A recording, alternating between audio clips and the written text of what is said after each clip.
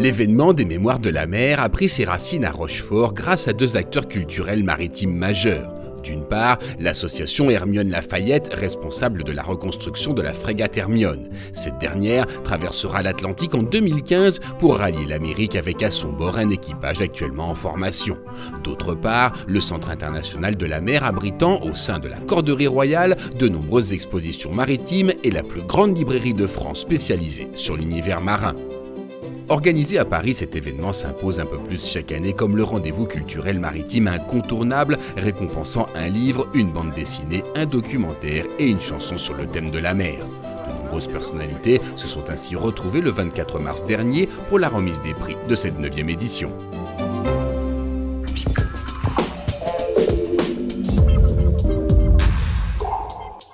Alors, le lauréat 2014 est la Cosmographie universelle de Guillaume Le Testu, présenté par Franck Lestringant aux éditions Artaud.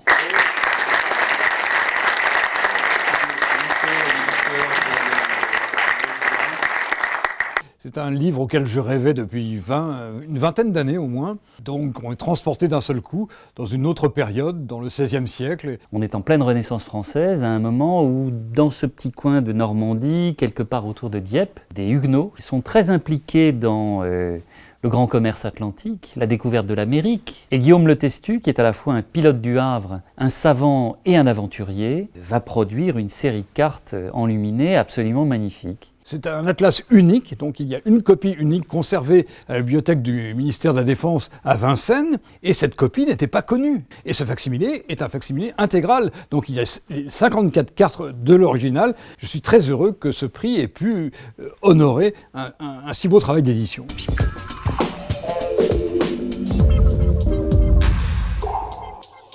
Alors le prix a été décerné à Éloi de Youn Locard et Florent Grouazel aux éditions Actes Sud.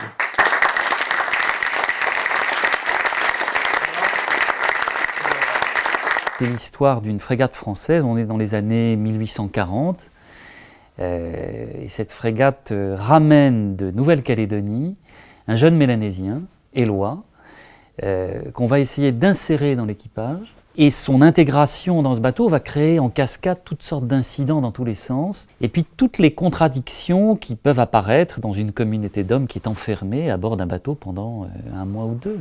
Il y a quelque chose qui est dur à représenter, je pense, enfin c'est pas moi le dessinateur, mais je me permets. C'est par exemple la manière dont tout, dans un bateau, tout est très étroit, quoi. Tout le monde est tout le temps comme ça, les cabines, ils ont leur couchette là, et puis leur petit truc là, et ça, je pense que là-dessus, moi je trouve que tu as fait un boulot vachement bien. Une histoire qui repose sur un vrai scénario et qui est servie par un graphisme impressionnant, entre noir, blanc et gris coloré, entre mise en perspective époustouflante, rendu grandiose de paysages océaniques, le tout sans concession.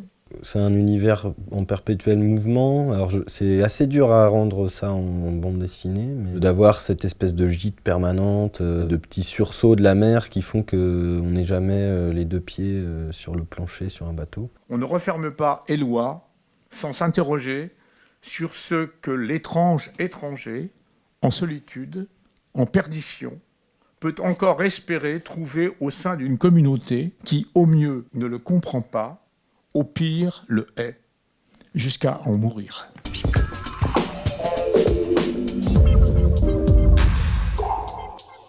Et donc le lauréat est Moi Jean Lacombe, marin et cinéaste de Fabienne Issartel.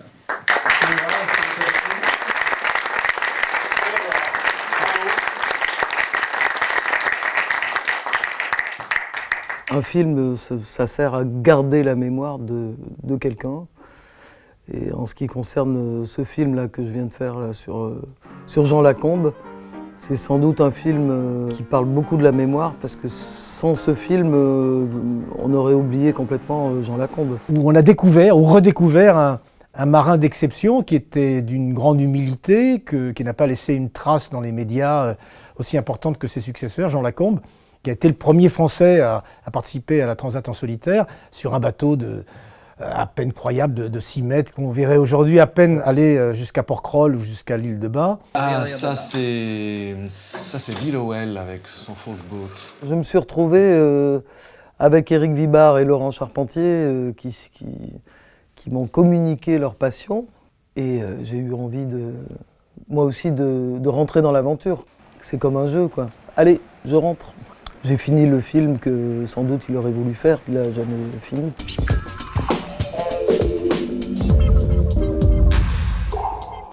Alors cette année, c'était une année tout à fait exceptionnelle, puisqu'on avait un thème autour des chansons de Léo Ferré, les Mémoires de la mer. Donc c'était pas évident pour les auteurs-compositeurs de se soumettre à un exercice, puisqu'on avait le texte, on avait la musique, et il fallait faire autre chose. On s'est retrouvé avec de multitudes de versions magnifiques, mettant en avant surtout d'abord la poésie, la musique, et pour trouver de l'originalité, c'était peut-être encore plus compliqué. La cuvée de cette année, c'est une cuvée, oui, c'est une très belle artiste qui chante Les Étrangers. C'est Clarisse Lavanant que j'appelle jusqu'à nous.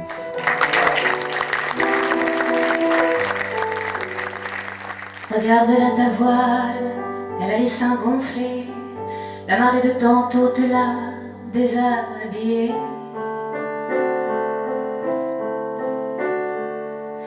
Les bateaux comme les filles, ça fait bien des chichis, mais ce genre de bateau, ça drague pas dans Paris.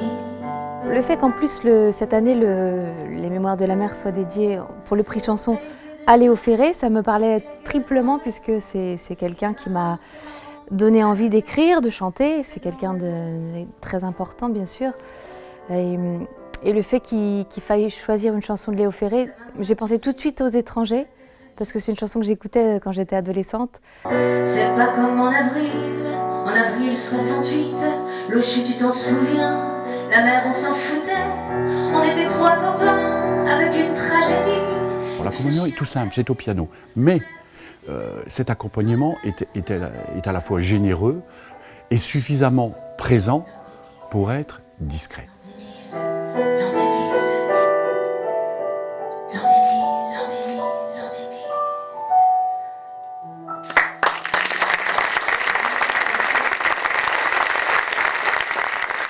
On a eu un cru qui était très respectueux de l'état d'esprit qui nous anime depuis la création de ces Mémoires de la mer. Et que si on veut ouvrir les têtes, ouvrir les esprits, la mer c'est un formidable vecteur. Et ça, pour moi, c'est le sens même de ce qu'on veut faire à travers les Mémoires de la mer. Et ça, je crois que cette passion-là, elle nous désertera pas de sitôt.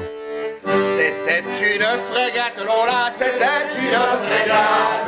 C'était une frégate, Lola, c'était une frégate. Hermione, elle s'appelait, à Polari, dans les balcons.